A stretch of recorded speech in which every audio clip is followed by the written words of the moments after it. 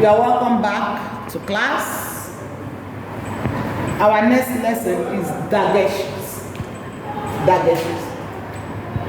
A dagesh is a dot, equivalent to a dot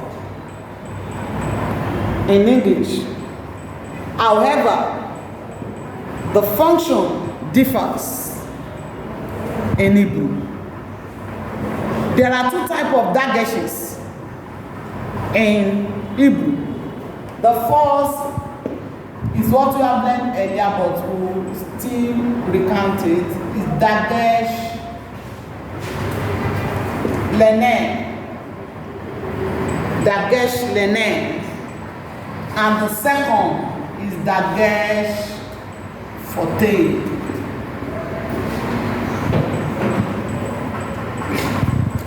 The first is dagesh lenen. The second is dagesh forte. Don't forget I said that the meaning of dagesh is what? It's equivalent to English dot. A dot. But it's only that it's not functioning the same way as you have in English. Dagesh lenen, which is the first one. Dagesh lenen. Dagesh lenen is only taken, is a dot placed in the bosom of Begad Kefat consonants.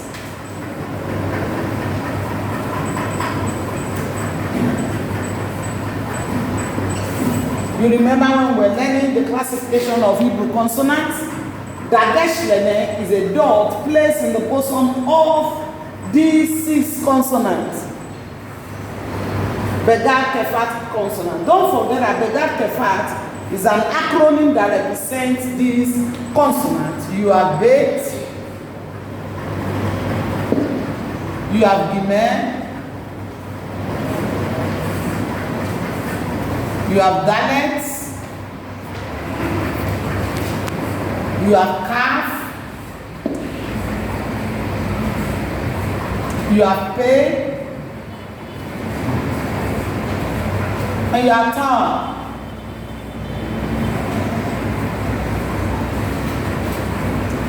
So this dot written in the bosom of this 6 consonants is called dagesh lenen. And the function of dagesh lenen is to add in or strengthen the pronunciation of these consonants. The function of dagesh lenen is to strengthen the hard pronunciation of these consonants. These 6 consonants. There is no other consonant that can take dagesh lenen except these 6. And don't forget that this consonant may be written without this lenen. When they are written with the lenen, you pronounce them hard. That's why this will be B. G. D. K. And your P. And third will be T. So this will be B. But when they are written without the dot, for example, if Bet is written without the dot, you can't pronounce it as B. It will be V. Either, that's why you transliterate it as this or this. Because without the dot, their pronunciation will be softened. That's why if we have this word,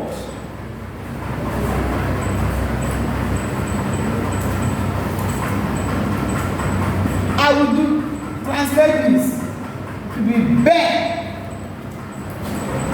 But if I have this,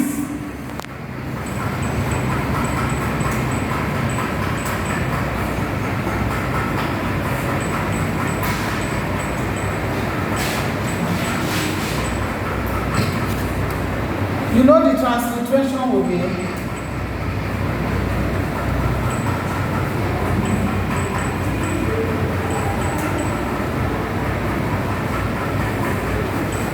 so I can't say abe because there is no lenen. It will be ave. Why this is ben, I pronounce b.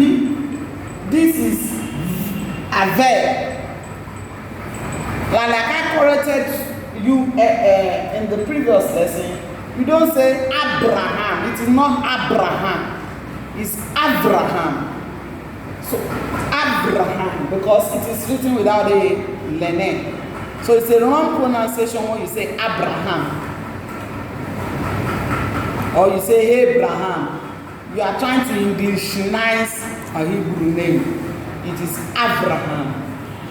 So that is all about Dagesh lenen. It is only limited to this is consonant, the Bega Kefa consonant. There is no Hebrew word, Hebrew consonant, any other Hebrew consonant that can take lenen except the Bega Kefa consonant. Now let's learn the Dagesh forte.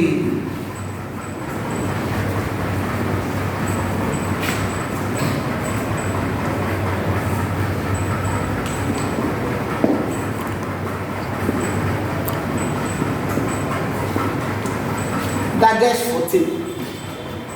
Now, I want to reiterate this, that please, Dageshis,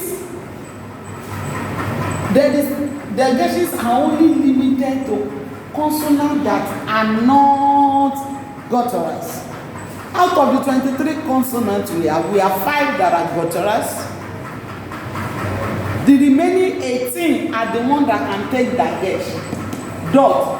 What we are saying is that gutturals don't entertain Dagesh. They don't take a dot.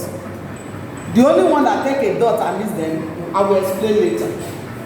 We have learned Dagesh lenen, I will say it is limited to the Bega Kefa consonant. Dagesh forte, the 18 consonant, including the Bega Kefa consonant, can take Dagesh forte. And Dagesh forte is a dot placed on the bosom of the Hebrew consonant except the gutturals.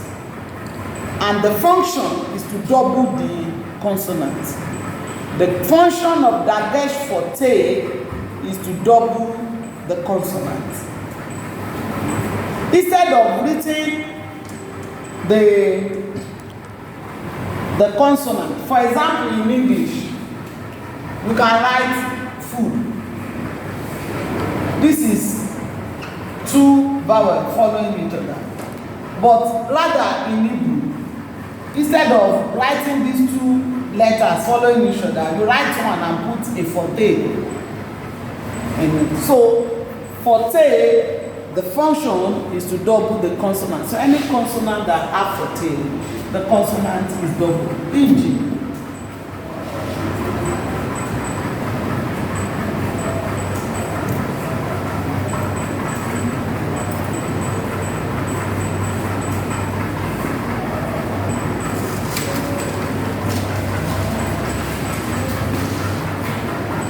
If we are to transliterate this word, this is Aleph, this is Ire, we have Shin. Don't forget, there is a forte there.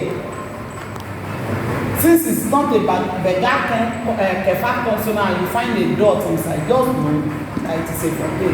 So it will be double.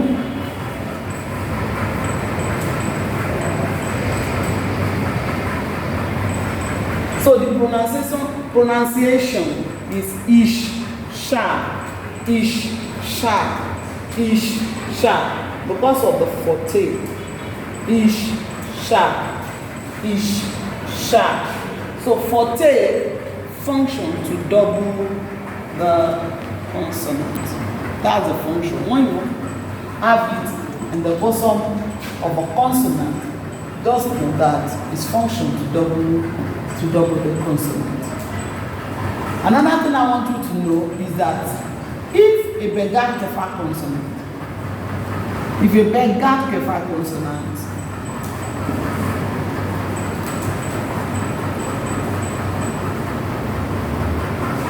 is dotted, how do I know that it is a Dagesh Lene or a Dagesh Forte?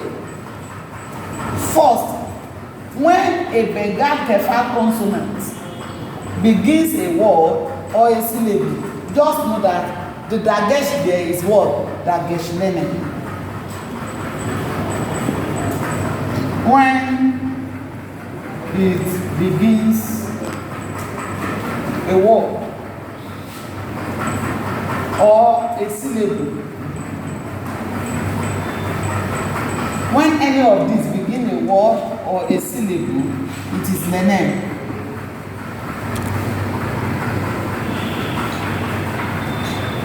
But when it is found in the middle,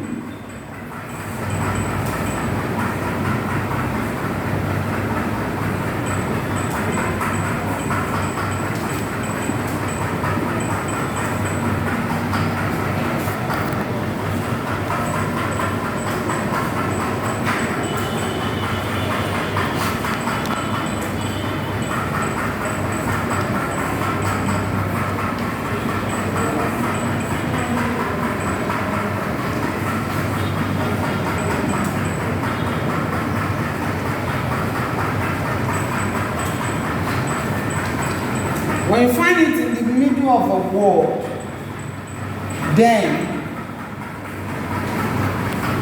it is what? A forte. It is a forte. It is a forte. Let's look at example of that.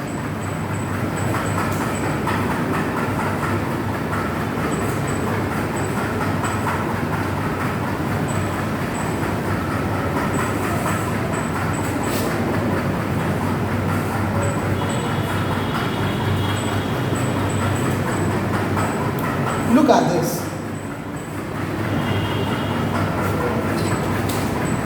This bait is found in the middle of a word and it is dotted. Another thing I want you to know is that it will be a forte when it is preceded by a full vowel. It is a forte when it is preceded by a full vowel. This is a pattern. That means this forte is preceded by this is a word, a forte. So we double this consonant in transliteration. Since it is double, one will be closing a syllable, the other will what? Will begin the syllable. So we have half, ben, half, ben. Half, ben, half, ben. That is about forte. It doubles a consonant,